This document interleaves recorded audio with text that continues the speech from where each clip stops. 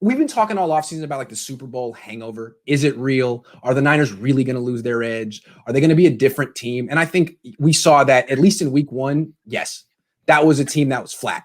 And in the context for that is a lot of people got paid this offseason.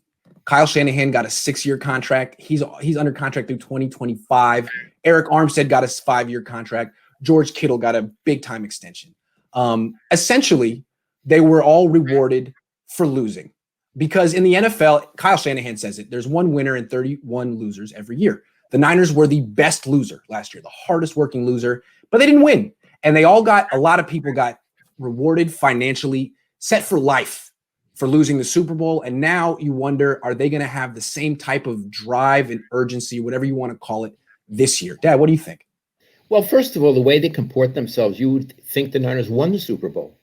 Right. The way they rewarded people. That's and true. the way you'd think they won the Super Bowl. But in fact, no, they didn't win the Super Bowl. They lost by 10. I'm sorry? They lost by 10. Yeah. And they blew it in the fourth quarter. That was the major crack up, the second major crack up of the coach's career. But 3 people got rewarded. Armstead got a big new contract. Kittle's got a big restructuring, and the head coach got a big new contract. And Lynch. Let's leave Lynch out of it for a moment, simply because he wasn't performing on Sunday. Good point.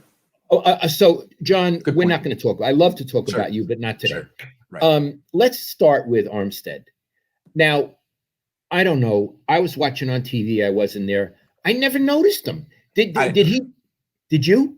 I no. They're gonna release the coach's film eventually, and I'll see what he did. But I didn't notice him. Not from the press box. So based on what I saw, he wasn't the dynamic force he was last season. Was playing for a contract. He was Solomon Thomas. Yeah, and let's talk about. Yes. Let me keep going. I got 2 more. And then Kittle's. It's true that he got hurt and he was only sort of a decoy in the second half. But in the first half, I didn't think he was that great either. I mean, one of the things we always talked about was how dynamic and how he plays in joy. I don't know. All of a sudden, he has himself to protect. He has an investment to protect him. So I didn't see. Real quick, I went back and watched the first drive again this morning of the game. They just stopped the coach's film, but I could see the TV copy. And they tried to run behind him on the left and on the right. And both times Mostert got tackled in the backfield because Kittle couldn't hold his block. Kittle is like the greatest blocker in the league, or that was his reputation. He gets an $18 million signing bonus and he can't block anymore. That's discouraging, because that's what you always worry about with tight ends. Like, if we pay him big money, is he going to do the dirty work? Because tight end is not a glamorous position. And yesterday he didn't do the dirty work. He didn't. 2 days ago. 2 days ago, whatever you want to call it. I know you forget the days. I do too.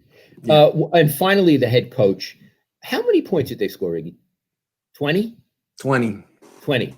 You know, this is one of the announcers said, one of those announcers said he's the best offensive coordinator in the whole league. Well, there is Andy Reid. Who said that? One of them said, and I forget their names, and this Sean Payton is pretty good too. Anyway, I don't want to get into that. What I want to say is, for a guy who may be in the top 3 or 4 coordinators, 20 points. Yeah. I mean, who the hell are the Cardinals? Their defense isn't that good. So he got a big extension, and the best he could do at home.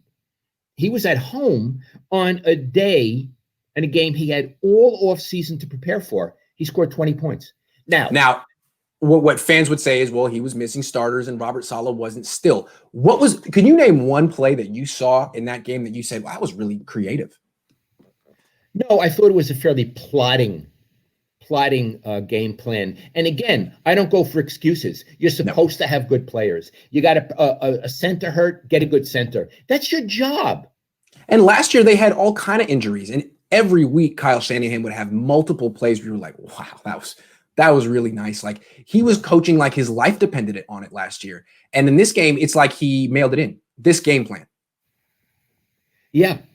So I want to say the 3 people who got the big money payoffs in the offseason were almost no shows on Sunday. And I don't know what it means. I don't know.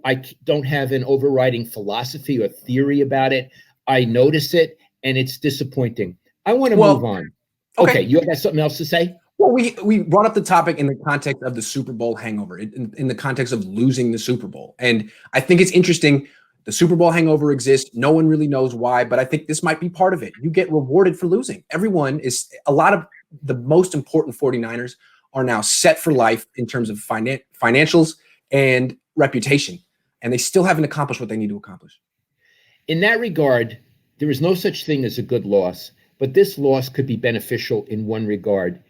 It'll get them shocked. Yes. And they're shocked. Believe me, They didn't expect to lose that game.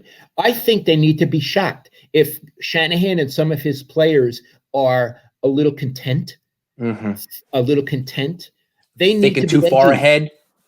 They need to be edgy. And I think if they approach this correctly, and if they feel the appropriate amount of shock, this could help them, because again, they're going to win their next 2 games. They're going to beat those miserable New Jersey teams, and everybody's going to say, "Look at Grant and look at Lowell. What they do."